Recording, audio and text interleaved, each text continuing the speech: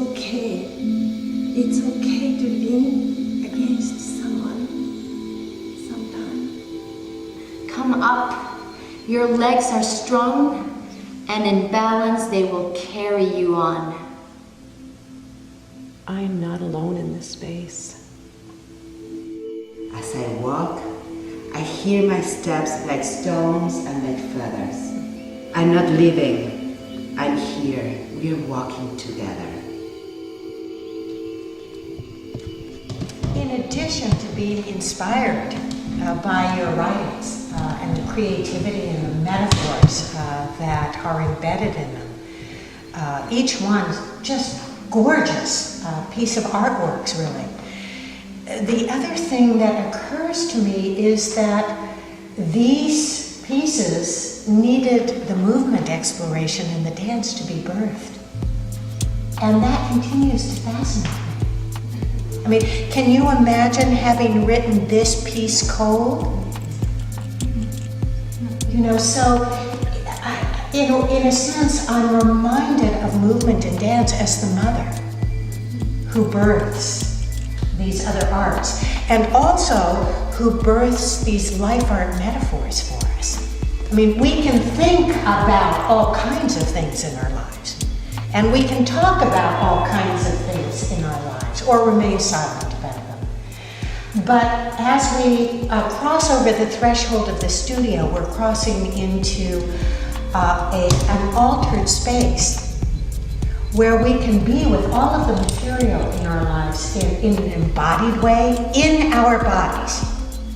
And when we're talking about being in our bodies, we're not only talking in our work of a physical event. We're talking of an emotional event. We're talking of an event of sensation, which is filled with feelings. We're talking about an imaginary event, an event which evokes imagination.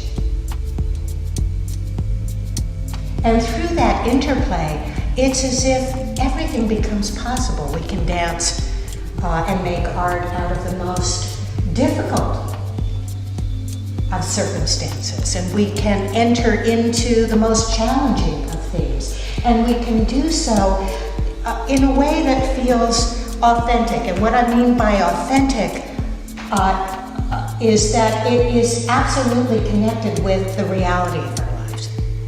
You know, so to use imagination in a way that more potently connects us with reality, that's a fascinating possibility. And to bring the fullness of our bodies along with us into this kind of an encounter, expression, creative production. But that's something very important, that we don't just bring one part of ourselves, one aspect, the thinking mind only, for example, but the wholeness of who we are on all levels, physical, emotional, mental. And in that way, we do, in a sense, connect with the spirit of. The spirit of our own souls, the spirit of place, the spirit of breath, the spirit of creativity itself, and the spirit of community, which is very encouraging and it's elevating, and yet it's grounded in, if you will, the earth of what's important to each of us in our daily lives. So it's a way of making art, it's a way of reigniting ourselves as creative beings, which is, I think, what gets us through life ultimately. To experience ourselves as creative in our lives. Even in the face often of the greatest challenges. Even more importantly, that in the face of challenges that we have a way to feel creative. So this sense of the way in which the living arts can elevate us while keeping us firmly rooted in the real soil of our lives. Because the work allows us to do archaeological dig in our history and to reshape our history in terms of how we're living now and how we can both make confrontations but also make transformations. with our real life material. So I welcome the opportunity to cross over into the studio for that reason, because it reignites my spirit.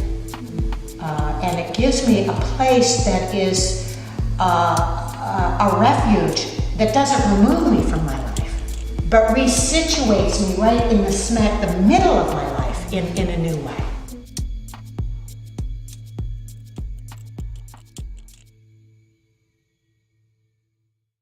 Okay, you ready?